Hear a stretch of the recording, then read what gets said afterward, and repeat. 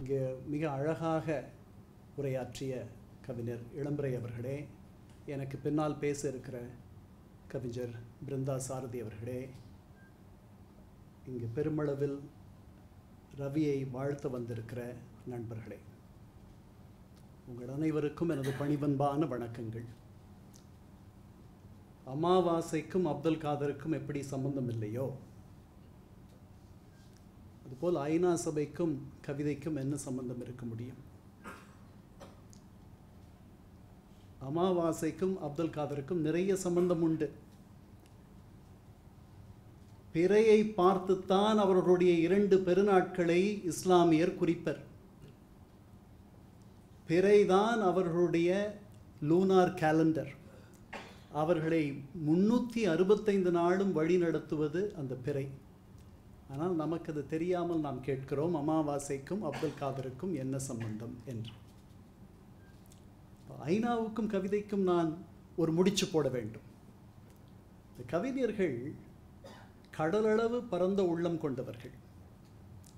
அதில் சமுத்திரம் அளவு பெரிய உள்ளம் கொண்டவர் நமது கவிஞர். அவருடைய கைகளின் நீட்சிக்கு எல்லையே இல்லை. அது தேடி தேடி மற்றவர்களுக்கு உதவி செய்வதில் ரவியை போன்ற ஒரு மனிதரை நாம் பார்க்க முடியும். அதனால்தான் அந்த கரங்களுக்கு நீட்சி, அந்த கரங்களுக்கு எல்லை என்பது இல்லை என்று சொல்லுகிறேன். ஆங்கிலத்தில் the man with the deep pocket என்று சொல்லுவார்கள். அப்படியானால் அவர் அவ்வளவு பெரிய செல்வந்தர். அவர் கை விட விட விட அவ்வளவு செல்வம் அவருடைய பாக்கெட்டிலிருந்து வரும். அது போன்ற கரங்களை உடையவர். தேடி தேடி சென்று கேட்டு உதவுவதில் முதன்மையானவர். இந்த கவிஞர்கள் ஒரு கற்பனா உலகத்தில் வாழ்பவர்கள். அவர்கள் காணும் அந்த உலகு ஒரு உட்டோப்பியா, ஒரு கனவு. அது நிஜமாவதற்கு வாய்ப்பே கிடையாது. அதுதான் ஐநா சபையும்.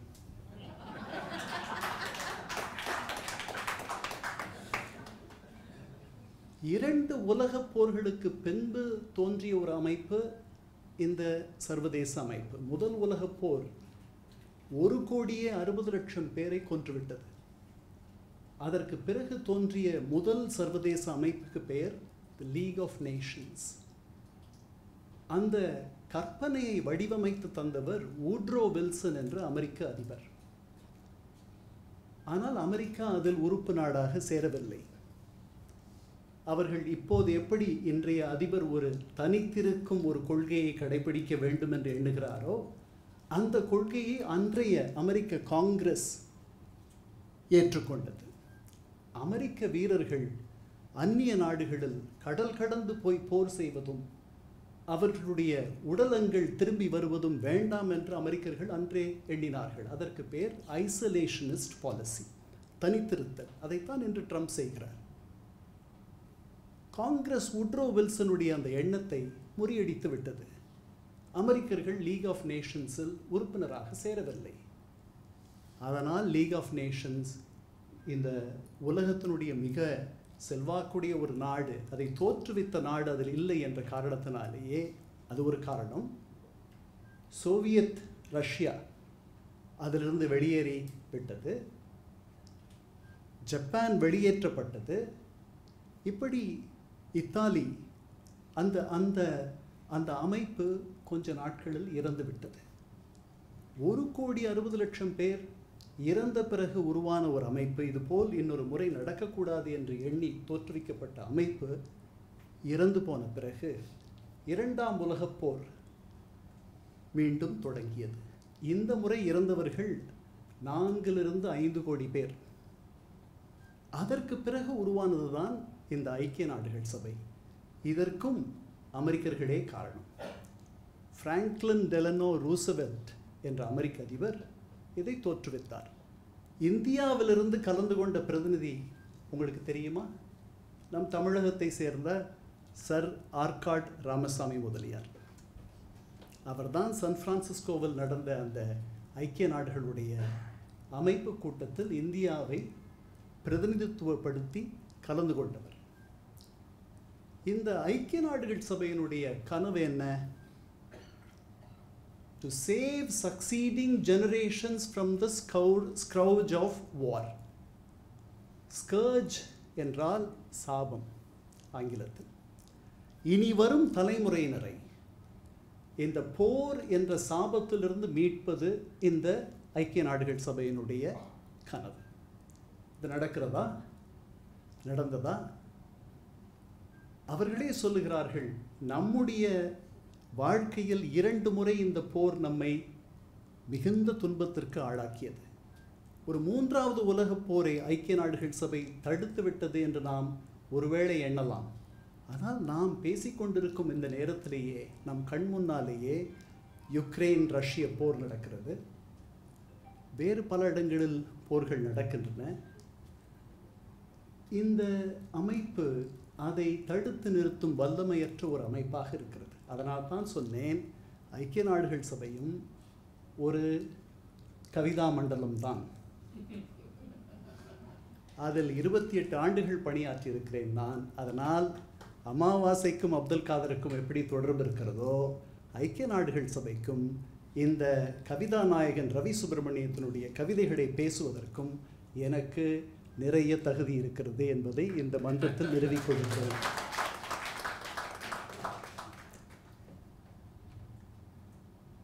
அதாவது ரவி அவர்கள் என்னை கேட்டார்கள்,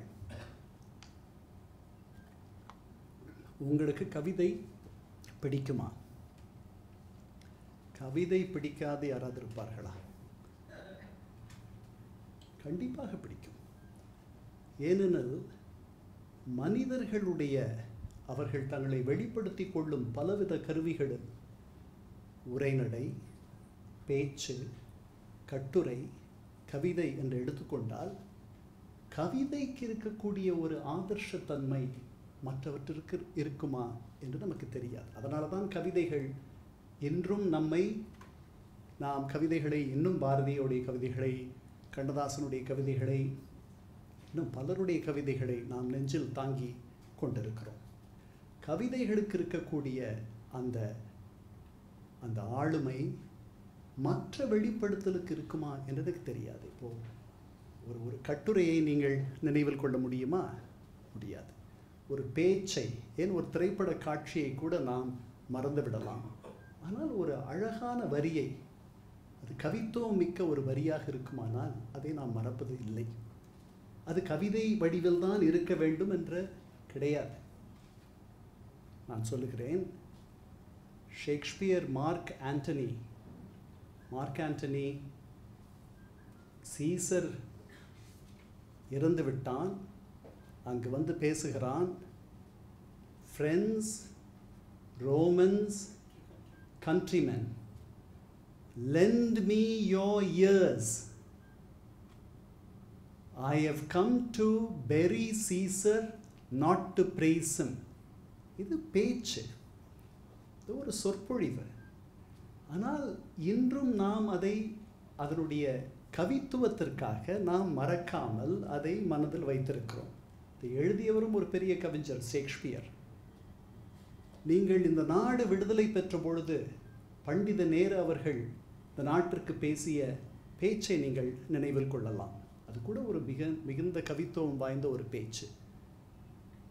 Long years ago we made a tryst with destiny. The time has come now to redeem that pledge, not wholly or in full measure, but very substantially.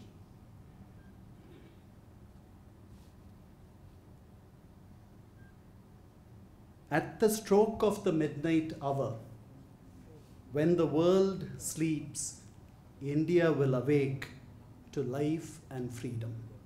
இந்த பேச்சு தான். ஆனால் இந்த பேச்சு அமரத்துவம் வாய்ந்த ஒரு பேச்சாக அதனுடைய கவித்துவத்தினால் நம்முடைய மனங்களில் இன்று இத்தனை ஆண்டுகளுக்கு பின்பும் இடம் பிடித்து விட்டது. ஸோ கவிதை என்பது ஒரு உறுதியான, மிகுந்த சக்தி நிறைந்த ஒரு கருவி. 17 நூல்களை எழுதியிருக்கிற நமது நண்பர் ரவி, இந்த 17 நூல்களில் அதிகமாக எழுதியிருக்கிறது கவிதை நூல்கள், 6 கவிதை நூல்களை எழுதியிருக்கிறார். அதனால் அந்த கருவியைத்தான் அவர் அடிக்கடி பயன்படுத்த விரும்புகிறார். இங்கே எனக்கு முன்னே பேசியவர்கள் எல்லாம் அவருடைய அந்த கவிதைகளுடைய ஆளுமையையும் அவற்றினுடைய ஆழத்தையும் அதில் இருக்கக்கூடிய நுவான்சஸ், நெளிவு சுழிவுகளையும் மிக அழகாக, அதிலிருந்த மேன்மையையும் அவர்கள் அழகாக எடுத்து சொன்னார்கள். கவிதை அவர் கையாளும் இந்த கவிதைகளிலே பல, அது ஒரு கருவி இருந்தாலும் அந்த கவிதையை எதற்கு பயன்படுத்துகிறோம் என்று இருக்கிறது. பாரதிதாசனை நீங்கள் எடுத்துக்கொண்டால் அவர் கவிதையை ஒரு பிரகடனமாக பயன்படுத்துகிறார். புதியதோர் உலகு செய்வோம், கெட்ட போரிடும் உலகத்தை வேரோடு சாய்ப்போம். பாரதி சொல்லுகிறான், தனி ஒருவனுக்கு உணவில்லை எனில் ஜகத்தினை அழித்திடுவோம். இதெல்லாம் பிரகடன கவிதைகள். அதாவது இது என்னுடைய லட்சியம், இதற்காக நான் இதை செய்கிறேன். அப்புறம் இந்த நாட்டிற்காக உருகக்கூடிய கவிதைகளும் உண்டு. இயலாமையையும் ஆற்றாமையையும் இப்படி நடக்கிறதே என்ற ஒரு துன்பத்தையும் வெளிப்படுத்துகிற கவிதைகளையும் நாம் பார்க்கிறோம்.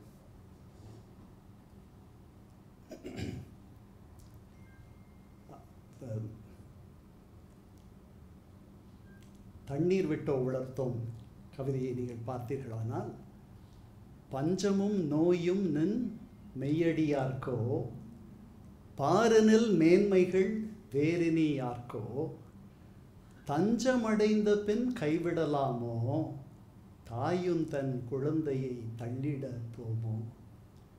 இது இந்த நாட்டுக்காக உருகி பாடுகிற ஒரு கவிதை. இந்த கவிதைகளில் ரவியினுடைய கவிதைகள் சேராது. அதற்கான தருணமும் அதல்ல. அந்த மாதிரி கவிதைகள் எனக்கு கிடைக்கவில்லை. ஒரு 71 கவிதைகளை எடுத்து அதில் முதல் 24 கவிதைகளை அவர்கள் பாரதி கிருஷ்ணகுமார், இன்னொரு 24 கவிதைகளை பாரதி, அதற்கு பின்பு எனக்கு 23 கவிதைகள் தான். அதில் வந்த ஒரு கவிதையை எடுத்துத்தான் பாரதி இங்கே உங்களிடத்தில் பேசி கைத்தட்டல் பெற்று சென்று விட்டார்கள். ஆனால் அந்த கவிதையின் பஞ்ச் லைன் வேறு. இதை நான் கொஞ்ச நேரத்தில் உங்களுக்கு சொல்ல போகிறேன். எனக்கு இங்கே முதலில் எனக்கு எப்படி ரவியை தெரியும் என்று சொல்ல வேண்டும். இந்த நிகழ்ச்சியில் அவருடைய கவிதைகளை சிலாகித்து பேசுவதை விட அவரை பற்றி நான் அதிகம் சிலாகித்து பேச வேண்டும் என்று எண்ணியிருக்கிறேன். ஒரு உயர்ந்த மனிதர், அது போதும் என்று எண்ணுகிறேன். ஒரு உயர்ந்த மனிதர், கடலளவு பரந்த உள்ளம். நான் அவருடைய கைகளை பற்றி ஏற்கனவே சொன்னேன். எனக்கு எப்படி அவரை தெரியும் என்றால், ஒரு 3-4 ஆண்டுகளாகத்தான் அவரை நான் அறிவேன். என்னிடத்தில் ஒரு நண்பர், அவர் வழக்கப்படி திரைத்துறையில் நிறைய ஆர்வம் உள்ளவர், கவிஞர், பாடகர், பாடலாசிரியராக மாற வேண்டும் என்று எண்ணுபவர், திரைக்கதையும் எழுதுபவர், இயக்குநராகவும் வேண்டும் என்று எண்ணுபவர். தமிழகத்தில் வந்து தமிழகத்தினுடைய மக்கள் தொகையில் பெருமளவு இருப்பவர்கள் கவிஞர்கள், அடுத்து பெருமளவு இருப்பவர்கள் டைரக்டராக வேண்டும் என்ற எண்ணம் கொண்டவர்கள். அவர்களில் பலரை நாம் தினசரி நம்முடைய வாழ்க்கையில் சந்திக்கிறோம். இந்த சென்னை மாநகரம் இத்தகைய எண்ணங்களை, இத்தகைய நம்பிக்கையை அவர்களுக்கு விதைக்கிறது. ஆனால் பல பேர் பல கிராமங்களிலிருந்து, தஞ்சையிலிருந்து, திருநெல்வேலியிலிருந்து, மதுரையிலிருந்து, இன்னும் தெரியாத சில சிற்றூர்களிலிருந்தெல்லாம் இங்கே வந்து இந்த திரை குதிரையை கட்டி ஏறி சவாரி செய்ய வேண்டும் என்று எண்ணுகிறார்கள். அதில் சிலர் வெற்றி பெறுகிறார்கள், பலர் தோற்று போகிறார்கள். ஆனால் அவர்களுடைய கனவுகள் மடிவதில்லை. அந்த கனவுகளை அவர்கள் சுமந்து கொண்டே இந்த சென்னை மாநகரத்திற்கு வந்து அவர்கள் படும் அவதியெல்லாம் பார்க்கும் பொழுது, இந்த திரைத்துறை, இந்த வெள்ளி திரை எத்தனை பேரை எப்படி பாடுபடுத்துகிறது என்பதை நாம் பார்க்கலாம். இப்படி ஒரு நண்பர், அந்த நண்பர் சாப்பிட வேண்டும். அவருக்கு ஒரு குடும்பம் இருந்தது, அவருக்கு பிள்ளைகள் இருக்கிறார்கள், அவர் ஒரு வேலை தேடிக்கொண்டிருக்கிறார். இந்த கனவுகளுக்கு மத்தியில் அவர் வேலை தேடிக்கொண்டிருக்கையில் அவரை ஒரு மூலிகை தோட்டத்தில் சந்திக்கிறார் நண்பர் ரவி. பழகுகிறார்கள். அவரே கேட்கிறார், என்ன செய்கிறீர்கள் என்று. அந்த தம்பி சொல்லுகிறார், அவர் பேரே தம்பி தான். அந்த தம்பி சொல்லுகிறார், நான் வேலை தேடிக்கொண்டிருக்கிறேன், இதுதான் என்னுடைய நிலை. இதேனும் வாய்ப்பு வந்தால் சொல்லுங்கள், உங்களுக்கு உதவ முடியுமா என்று பார்க்கிறேன். அந்த தம்பி சொல்லுகிறார், பச்சையப்பன் கல்லூரியில் ஒரு பகுதி நேர விரிவுரையாளர் பணி தமிழ் துறையில் வந்திருக்கிறது. அப்படியா, சரி. உடனே அந்த தம்பியினுடைய ஸ்கூட்டரில் அல்லது 2 வீலரில் உட்கார்ந்து நமது ரவி அவரை பெரிதாக அவரை எல்லாம் தெரியாதவருக்கு, இந்த மூலிகை பண்ணையில் இருக்கக்கூடிய மூலிகளை எந்த அளவுக்கு அவருக்கு தெரியுமோ அந்த அளவுக்கு தான் அந்த தம்பியை தெரியும். அவரை அழைத்து கொண்டு நேராக போய்விடுகிறார். தமிழ்துறை தலைவராக இருப்பவர் இவர் போய் வரம் கேட்க வேண்டியது ஆண்டவனிடத்தில். தமிழ்துறை தலைவருடைய பெயர் ஆண்டவர். இப்போது கந்தசாமி நாயுடு கல்லூரியின் முதல்வராக இருக்கிறார். அவருடைய தந்தையார் பெருங்கவிக்கோ வாமு சேதுராமன். ஸோ ஆண்டவரை பார்க்கிறார். ஆண்டவரோடு இந்த தம்பியை நீ கொஞ்சம் ஒரு 5 நிமிடம் உட்கார், நான் அழைக்கும் போது நீ உள்ளே வந்தால் போகலாம், போதும் என்று சொல்லிவிட்டு ஆண்டவரை பார்த்து, ஆண்டவருக்கு இவரை தெரியும், ஆண்டவருக்கு தெரியாதவர் யாராவது உண்டா? ஆண்டவருக்கு ரவி நன்றாக தெரியும். உடனே ஆண்டவர் அவரை அழைத்து கொண்டு முதல்வரிடத்தில் செல்கிறார். முதல்வருக்கும் தெரிந்திருக்கிறது, அங்கிருந்து மூலவருக்கு போக வேண்டும்.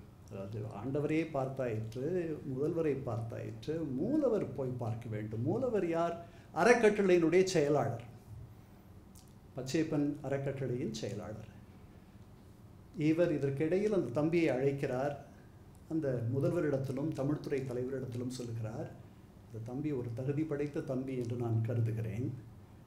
நீங்கள் அந்த வேலையை அவருக்கு தர வேண்டுமானால் அவரை சோதித்து பாருங்கள். நீங்கள் அந்த சோதனையில் இந்த தம்பி வெற்றி பெற்றால் நீங்கள் இவருக்கு இந்த வேலையை தாருங்கள். மற்றவர்களுடைய வேலையை பறிக்கும் எண்ணம் இல்லை. இது ஒரு நல்ல நேர்த்தியான ஒரு அணுகுமுறை. உடனே அங்கிருந்து இவர்கள் செயலாளரை பார்க்க போகிறார்கள்.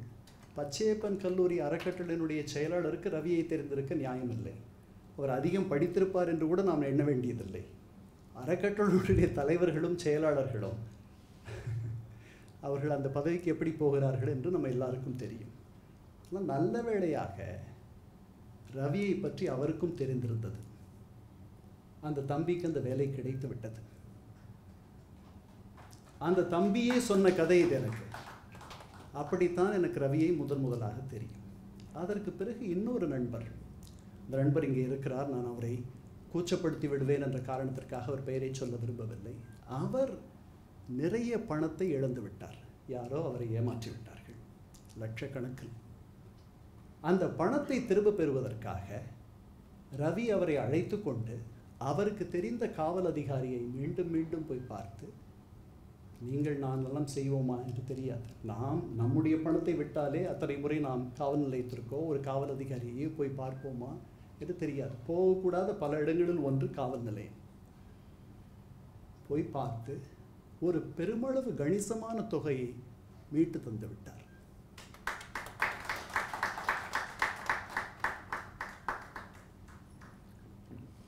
இதையெல்லாம் கேள்விப்பட்ட நான், யார் இந்த ரவி சுப்பிரமணியன் என்று இவர்கள் இருவரிடத்திலும் கேட்டு, இந்த பணத்தை ஏமாந்தாரே அவரிடத்தில் ரவி சுப்பிரமணியனை எனக்கு அறிமுகம் செய்து வையுங்கள் என்று கேட்டேன். நான் இந்த 40 ஆண்டுகளில் ஒரு 34 ஆண்டுகள் இந்த நாட்டிலேயே இல்லை. அதனால்தான் எனக்கு ரவியை தெரியவில்லை. நான் பச்சையப்பன் கல்லூரி அறக்கட்டளை செயலாளர் அல்ல. எனக்கு இவரை இங்கே இருந்திருந்தால் கண்டிப்பாக தெரிந்து வைத்திருந்திருப்பேன். ஆனால் இதையெல்லாம் கேட்டவுடன் இவர் என்ன ஒரு நவீன ராபின் ஹுட்டாக இருக்கிறாரே, இவர் ஒரு குட் சமாரிட்டனாக இருக்கிறாரே, எப்படி இப்படிப்பட்ட ஒரு மனிதர் இருக்கிறார்? அதாவது பாரதி இவரை பற்றி சொன்னதை கேட்டபொழுது எனக்கு பொறாமையாக இருந்தது. ஏனெனில் எனக்கு இவரை ஒரு 3-4 ஆண்டுகளாகத்தான் தெரியும். இந்த பாரதி என்னை போல் வெளிநாட்டுக்கு சென்றிருந்தால் எங்கள் கதை மாறி இருக்கும். எனக்கு இவரை 25 ஆண்டுகள் தெரிந்திருக்கும், பாரதிக்கு ஒரு 3 ஆண்டுகள் மட்டுமே தெரிந்திருக்கும். எனக்கு என் மனதில் பொறாமை குடிகொண்டது. இவரோடு அந்த நண்பரையும் அழைத்து எங்கள் வீட்டிற்கு வர சொல்லி ரவி சுப்பிரமணியனை நான் அறிமுகம் செய்து கொண்டேன். இந்த அறிமுகம் கிடைப்பதற்கு வாழ்க்கையில் இவ்வளவு நாள் காத்திருக்க வேண்டியிருந்ததே என்று நான் பலமுறை எண்ணி பார்த்திருக்கிறேன். மிக உயர்ந்த மனிதர், மிக உயர்ந்த உள்ளம். நான் சொன்னவற்றில் எதுவும் மிக இல்லை. இது எனக்கு தெரிந்த செய்தி. எனக்கு அவரை பற்றி அதிகம் தெரியாது. எனக்கே இவ்வளவு தெரிந்திருக்கிறது என்றால் அவரை 20 ஆண்டுகள் 25 ஆண்டுகள் இன்னும் 30-40 ஆண்டுகள் அறிந்தவர்கள் அவருடைய நற்செயல்களை, அவருடைய இந்த நல்ல உள்ளத்தை எவ்வளவு தெரிந்து வைத்திருப்பார்கள். அதனால்தான் நான் இங்கே இந்த நிகழ்ச்சிக்கு அவருக்கு கவிதையை பிடிக்குமா என்று என்னை கேட்டபொழுது, கவிதையை காட்டிலும் இந்த கவிஞனை நான் உளமாற நேசிக்கிறேன்.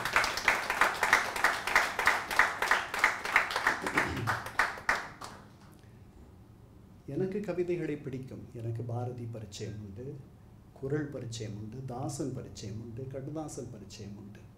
என்ன ஆனால் நான் இங்கே வளர்ந்த காலங்களில் புது கவிதையின் மீது ஒரு பெரிய வேகமும் மோகமும் இருந்த காலம்.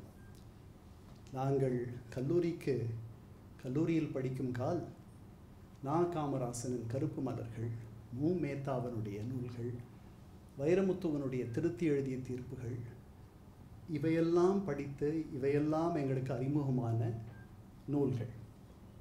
இந்த நூல்களில் நமக்கு ஏதேனும் கவிதை என்று நினைவில் இருக்குமா? இவை வெற்றி பெற்ற நூல்கள். திருத்தி எழுதிய தீர்ப்புகளுடைய பின்பகுதியில் நீங்கள் பார்த்தீர்களானால் டாக்டர் அவ்வை நடராஜன் ஒரு அணிந்துரை தந்திருப்பார். கந்தக வரிகளால் காந்த கவிதைகளை எழுதிய கருப்பு கவிஞனே என்று வைரமுத்தை விடித்திருப்பார். அதுதான் எனக்கு நினைவிற்கு இருக்கிறது. கவிதைகள், நா. காமராசனுடைய பாடல்கள் திரைத்துறையில் வந்த பிறகு நமக்கு நினைவில் நிற்கின்றன. மேத்தா கூட திரைக்கு போன பிறகு அவரை நமக்கு நன்கு தெரிந்திருந்தது. இது போன்ற கவிதைகள், தனிப்பாடல்கள் எவ்வளவு தாக்கத்தை மக்கள் மத்தியில் ஏற்படுத்துகின்றன என்று பார்த்தால், படித்த உலகத்தில் கவிதை நேசர்கள் இவர்கள் மத்தியில் ஒரு தாக்கத்தை அவை ஏற்படுத்தும் என்று நாம் சொல்லலாம். கண்ணதாசனுடைய பாடல்கள், தனிப்பாடல்கள் எத்தனை பேருக்கு தெரியும்? மேடை பேச்சாளர்களுக்கு தெரியும், கவிஞர்களுக்கு தெரியும், எனக்கு ஒரு சில பாடல்கள் தெரியும்.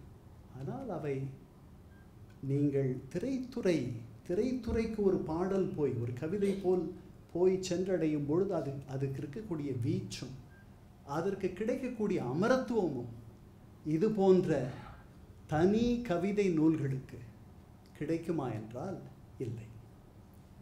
இருந்தாலும் பாரதி சொன்னது போல் அந்த சூரியனை தொட வேண்டும் என்ற உச்சத்திற்கு, அந்த உந்துதலுக்கு தள்ளப்பட்டு நமது பாரதி, நமது கவிஞர் தன்னுடைய சிறகுகள் போனாலும் பரவாயில்லை என்று அதை நோக்கி போய் கொண்டிருக்கிறார்.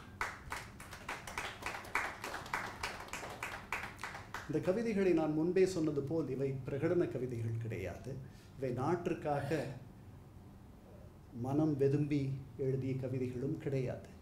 இந்த கவிதைகளை படிக்கும் பொழுது எனக்கு மொத்த புத்தகத்தையும் நான் படித்தேன். அதற்கு பின்புதான் இந்த ஒரு பெரிய நேர்த்தி மிக்க ஒரு மனிதர் இவர். இவர் வெள்ளைக்காரர்கள் மத்தியில் பிறந்திருக்க வேண்டும், அங்கு வாழ்ந்திருக்க வேண்டும். ஏன்னா இவருடைய அணுகுமுறையெல்லாம் அப்படித்தான் இருக்கிறது. ரொம்ப அழகாக நீங்கள் இந்த கவிதைகளை பேசுங்கள், நீங்கள் இப்படி பேசப் போகிறீர்கள், நீங்கள் முதல் பேசுவீர்கள். என்னோட எத்தனை முறை இதை பற்றியெல்லாம் பேசினார். ஸோ ஒரு ஒழுங்கு, ஒரு ஆர்டர், ஒரு நேர்த்தி. எனக்கு கணையாழி பற்றி தெரியும், கணையாழி எழுத்தாளர்களை பற்றி எனக்கு அதிகம் பரிச்சயம் இல்லை. நான் ஏற்கனவே உங்களுக்கு நான் ஒரு கேவியாட் சொல்லிவிட்டேன். நான் பல ஆண்டுகள் இந்த நாட்டில் இல்லை. கணையாழி எழுத்தாளர்கள் எப்படி இருப்பார்கள் என்று எனக்கு தெரியாதே ஒழிய, அப்படி கணையாழி எழுத்தாளர்கள் யாராவது இருந்தார்களானால் அவர்கள் நம்முடைய ரவியை போல் எழுதுவார்கள் என்று நான் ஒரு எண்ணம் எனக்கு உண்டு. அவருடைய எழுத்துக்களில் இருக்கக்கூடிய மேன்மை, அவற்றில் இருக்கக்கூடிய நுவான்ஸ், நெளிவு சுழிவு, இதம், ரிதம், இவற்றை நான் மிகுந்த ஆச்சரியத்துடனும் அனுபவிப்போடும் அனுபவித்திருக்கிறேன். எனக்கு அவருடைய கவிதைகளை காட்டிலும் அவர் எழுதக்கூடிய கட்டுரைகளை படிக்கையில், கட்டுரைகளை கூட இவ்வளவு கவித்துவமாக எழுதுவதென்றால் எத்தகைய ஆழ்ந்த புலமை இருக்க வேண்டும். இந்த மனிதர் இந்த இலக்கியத்தையும் இந்த எழுத்தையும் எவ்வளவு சுவாசிக்க, எவ்வளவு நேசிக்க வேண்டும், தன்னுடைய குடும்பத்தை விட அதிகமாக என்று நான் சொல்லுவேன். அவருடைய முதல் காதலி இந்த எழுத்து. அவருடைய மிஸ்ட்ரஸ் இந்த கவிதா உலகம்.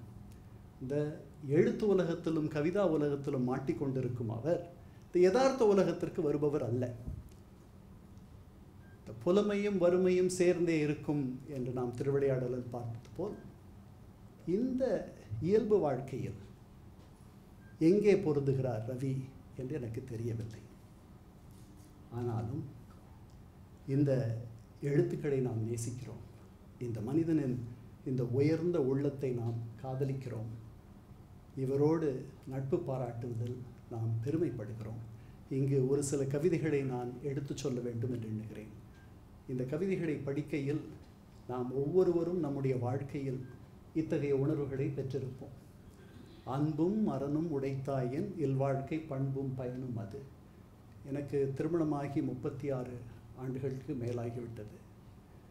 ஒரு நாள் திருமணம் இனிக்கிறது, ஒரு நாள் தனியனாகவே இருந்திருக்கலாமே.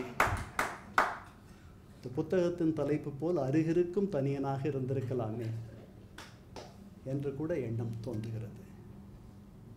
திருமணம் என்பது ஒரு நெகோஷியேஷன். இது ஒவ்வொரு நாளும் நடத்தக்கூடிய பேச்சுவார்த்தைகள். இந்த பேச்சுவார்த்தைகள் இதெல்லாம் நடத்துவது தான் என்னுடைய தொழிலாக இருந்தது. நான் பல நாடுகளில் ஒரு 9 நாடுகளில் வேலை பார்த்திருக்கிறேன். அங்கே நடத்திய பேச்சுவார்த்தைகளில் சில வெற்றிகள் கூட கிடைத்திருக்கின்றன. ஆனால் நான் எனக்கு புரிந்த மொழியில் பேசி அவர்களுக்கு புரியும் மொழியில் பேசினாலும் கூட தினசரி நான் தோல்வியடையும் இடம் என்றால்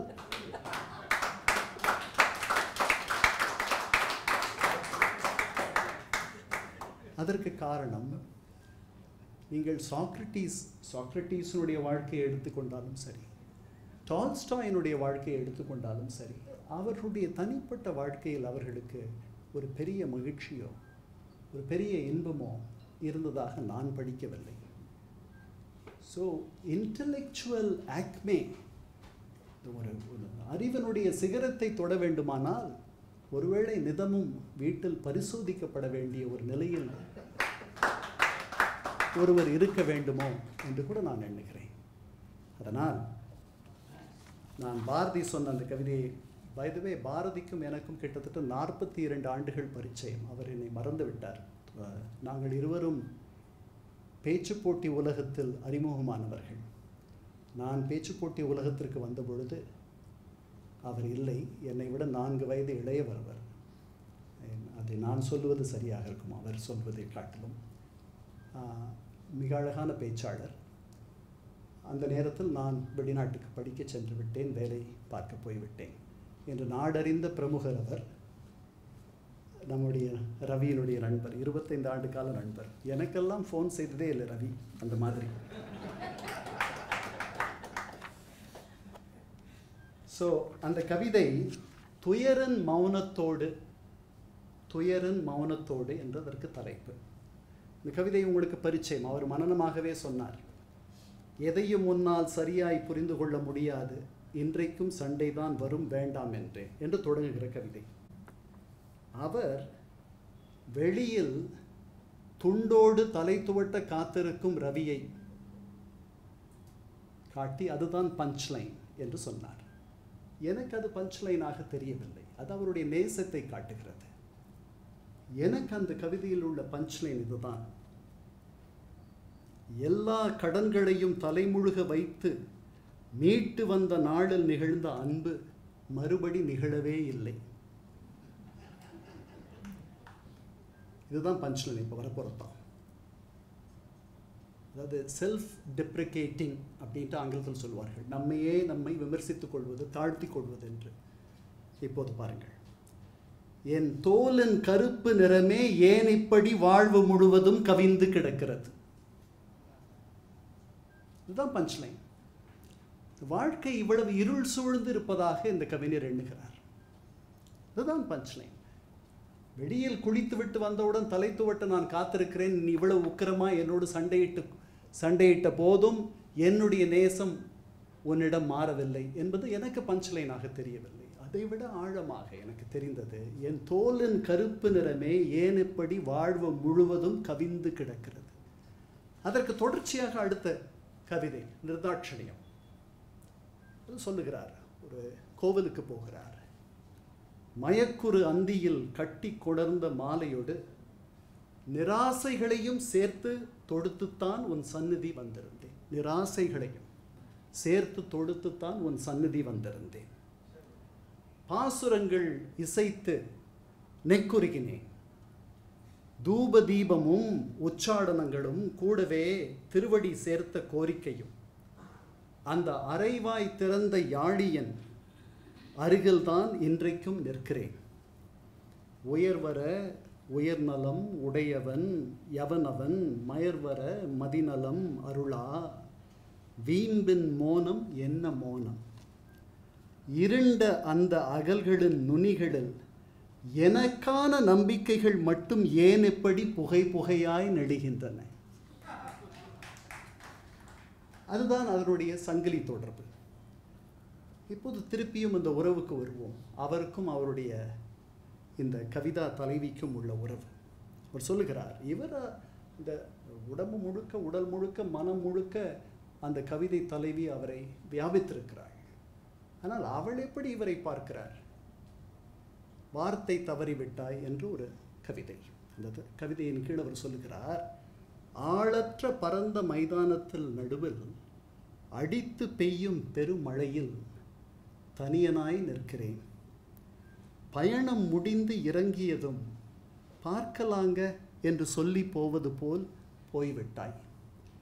இவ்வளவு ஆண்டுகளும் உனக்கு அத்தனை லகுவாகிவிட்டது. இவர்தான் அந்த கவிதா தலைவியை உள்ளம் முழுக்க உடல் முழுக்க தாங்கி கொண்டிருக்கிறார். காதல் வயப்பட்டவர்களுக்கு தெரியும், நான் தான் நிறைய காதல் வயப்பட்டிருக்கிறேன். நாம் தான் அந்த பெண்ணை நினைத்து கொண்டிருப்போம். அந்த பெண்ணுக்கு நாம் இருக்கும் இடமும் தெரியாது. நம்மை அதனால்தான் காதல் காதல் காதல் காதல் போயின் சாதல் சாதல் அல்ல, காதல் போயின் மற்றொரு காதல் காதல் என்று சில பேர் சொன்னார்கள். ஸோ இப்படி ஒரு கரடுமுரடான ஒரு உறவு, ஒரு ஏற்றமும் இறக்கமும் நிறைந்த ஒரு அன்பு அல்லது அன்பற்ற தன்மை அப்படின்னு நம்ம நினைக்கிறோம். இப்போ எந்த அளவுக்கு அவருக்கு ஒரு கோபம் தாபம் எல்லாம் இருக்குது. வெள்ளை புறாக்கள்ன்ட்டு ஒரு கவிதை. அந்த கவிதையில் அவர் சொல்லுகிறார், அம்பரா தூணியிலிருந்து சரமழையாய் எடுத்து எய்ய தெரியாமல் அல்ல. அம்பரா தூணி இருக்கு, நான் வில்லை எடுத்து நான் பூட்டி உன் மீது எரிய எனக்கு தெரியாது என்ற அர்த்தம் அல்ல. புரியா உனக்கு எதிராய் தொடுப்பதில்லை என ஒரு விரதம்.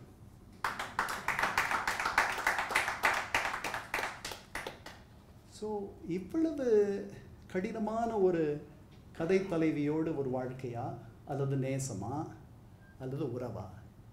உடனே அந்த கதை தலைவியினுடைய இன்னொரு பரிணாமத்தை அவர் காட்டுகிறார்.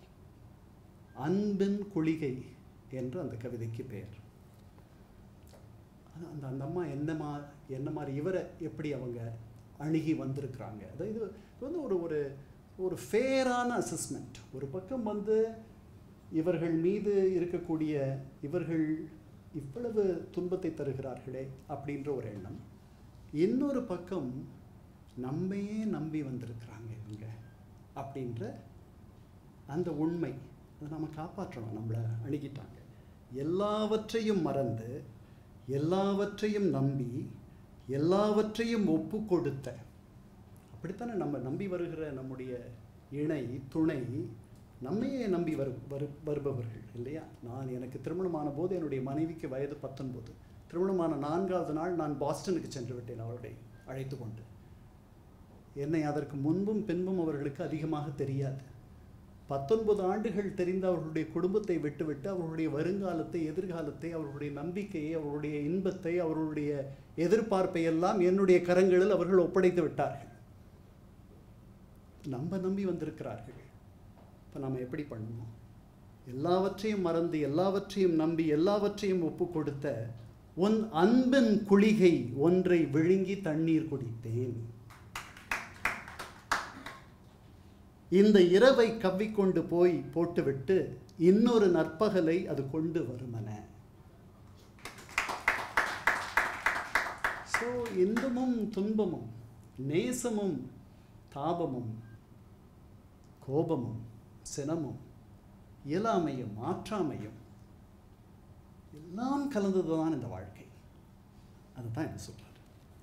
இப்போ ஒரு அன்பு மழை அவருடைய நெஞ்சில் பாய்கிறது. அந்த அன்பு மழையில் அவர் தன்னுடைய அந்த கவிதா நாயகியை அவருடைய அன்பு அதை காதலாகி கசிந்துருகி அந்த நிலைக்கு போய்விடுகிறார். அவர் சொல்லுகிறார், வலிந்து உன் கைகள் விலக்க வெட்கம் குமிழ முகம் சிவந்து மிக வெம்மை தகித்த மேனியில் சாய்ந்தாய், தாடையை பிடித்து நிமிர்த்தி நின் முகம் பார்த்த கணம் அமிழ்து. அந்த தாடையை இப்படி பிடிச்சு அந்த அம்மாவுடைய முகத்தை இப்படி தூக்கி இப்படி பார்க்குறாரு. அந்த கணம் அமிழ்து. இது ஒரு பரவசமான ஒரு நிலை. பாதைகள் தூர்ந்து போன பெண் யாருக்கும் பகிர முடியா தாப நினைவுகள் மின்சாரமில்லா என் நேரத்தில் ஏற்றிய மெழுகுன் தேம்பலாய். பியூட்டிஃபுல். அப்புறம் ஒரு 2 லைன் அவர் எதுவும் எழுதலை, நம்ம கற்பனைக்கு விட்டுடுறாரு. அப்படி சொல்கிறாரு, இனி காட்சி 4 விடுப்பில் சென்ற கடவுள் வந்து எழுதுவார்.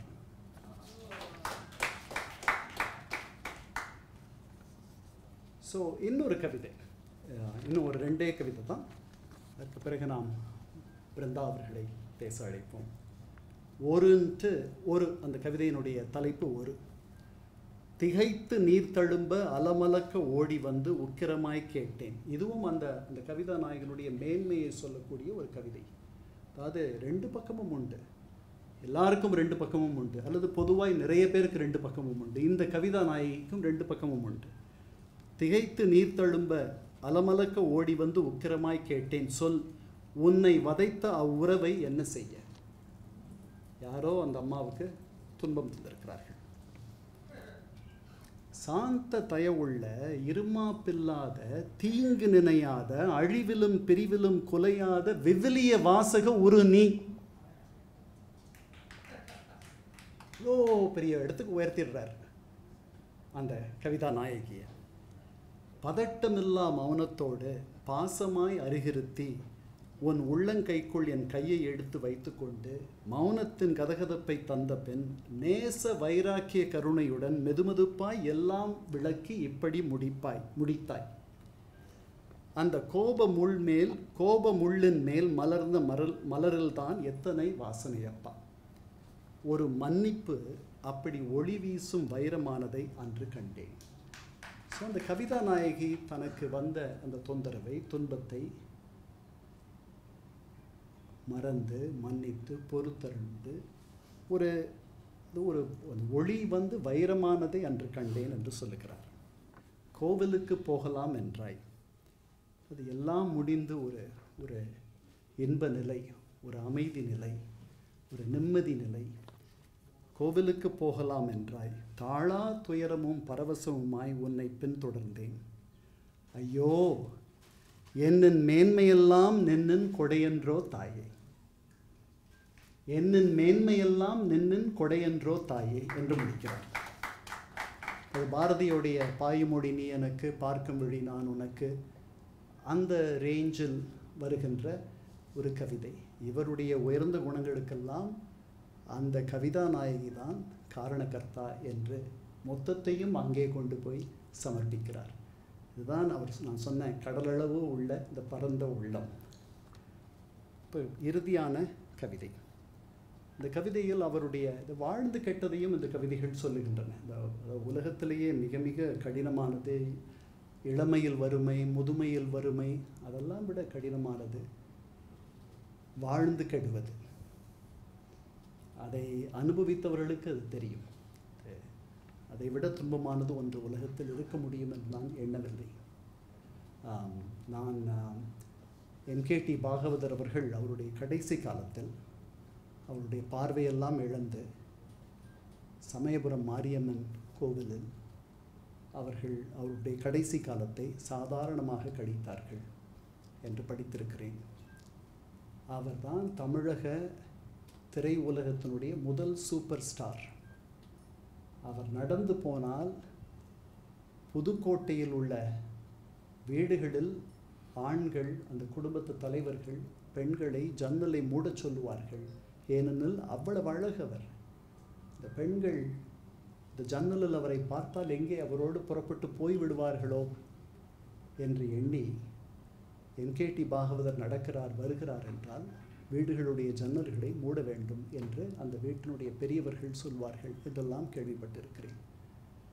அப்படிப்பட்ட என்கேடி பாகவதர், எம்ஜிஆரே சொல்கிறார், பாகவதர் வந்துவிட்டு சென்றார். ஒரு தகத்தகாய ஒளி, 1000 விளக்குகள் ஒரே நேரத்தில் எரிந்தது போல் ஒரு ஒளி, ஒரு மின்னல் அவர் உள்ளே வருகையில் வந்தது. அவர் போன பிறகு ஒரு இருள் கவி கொண்டது போன்ற ஒரு நிலை. எம்ஜிஆர். அப்படிப்பட்ட என்கேடி பாகவதர் சிறைக்கு போய் 4 ஆண்டுகளுக்கு மேல் சிறையில் இருந்து வெளியே வந்த பிறகு அவருடைய தொழில் நசிந்து, அவர் எடுத்த படங்கள் எல்லாம் தோல்வியுற்று மிகுந்த துன்பத்திற்கு உள்ளாகி கண் பார்வை மங்கி அவர் ஆங்கில மருத்துவம் வேண்டாம் என்று சொல்லிவிட்டார். முடிவில் அவர் நம்பிய சமயபுரம் மாரியம்மன் கோவிலில் அவர் இருந்து பல பேர் உதவி செய்ய வந்தும் அவர் மறுத்துவிட்டு முடிவில் இப்படி ஒரு துன்ப நிலையில்தான் அவர் மறைந்து போனார். வாழ்ந்து கெடுவது என்பதைப் போல் ஒரு கொடுமை உலகத்தில் இருக்க முடியாது என்று நான் நம்புகிறேன். அந்த நிலை யாருக்கும் வரக்கூடாது என்று எண்ணுகிறேன். அதை பற்றி சொல்லுகிறார். வாழ்ந்து கெட்ட கூச்சம். தன்னுடைய பூர்வீக இல்லத்தை கொண்டு போய் விற்கிறார். அதை பதிவு செய்ய வேண்டும். அந்த இடத்தில் தலை குனிந்து நிற்கிறார். இப்படி ஒரு நிலை வந்துவிட்டதே என்று. அவருடைய உறவினர்கள் அவருக்கு கை கொடுக்கவில்லை. குடும்பத்தார் பெரிய உதவி இல்லை. இந்த நிலையில் அங்கே நிற்கிறார். அமர நாற்காலி கூட இன்றி ஏன் என்னை இங்கு நிற்க வைத்தீர் ஆண்டவரே, ஏன் என்னை இங்கு நிற்க வைத்தீர்? பதிவாளர், நீங்க தான் இந்த எழுதுறவரா என்றார். தலையசைத்தேன். இந்த ரெஜிஸ்ட்ராருக்கு தெரியுது இவர் யார் என்று, விற்கிறவர் யார் என்று தெரிகிறது. இனி இவை இல்லை என்ற இயலாமையும் நேசங்கள் கதவடைத்த விரக்தியும் யாரையும் ஏமாற்றா வைராக்கியமும் இழப்பின் வலியுமாய் சேர்ந்து ஏதோ சட்டன அகதியான தவிப்பு மொய்த்து கவிய எப்போது வெளியேறுவோம் என தோன்றிக்கொண்டே இருந்தது. குத்திய கத்தியை எடுப்பது போல எனக்கான பற்றுச்சீட்டை தந்தனர். அப்போ தான் உரிமையை டிரான்ஸ்ஃபர் பண்ண வேண்டிய நிலைமை. இப்படி இவ்வளவு கூனி குறுகி அந்த பதிவாளர் அறையில் நிற்கக்கூடிய நமது கவிஞர் வாங்கியவனிடம் இந்த சொத்தை யார் வாங்கினார்களோ அவரிடத்தில் ஒரே ஒன்று கேட்குறார். இவ்வளவு துன்பத்திற்கு மத்தியில் அவருடைய அந்த மென்மையான மனம் வாங்கின இடத்துல போய் கேட்குறார், என்னுடைய தந்தை நினைவாய் இந்த வீட்டில் ஒரு சின்ன கன்றை நடுகிறேன், அதற்கு தண்ணீர் ஊற்றுவாயா?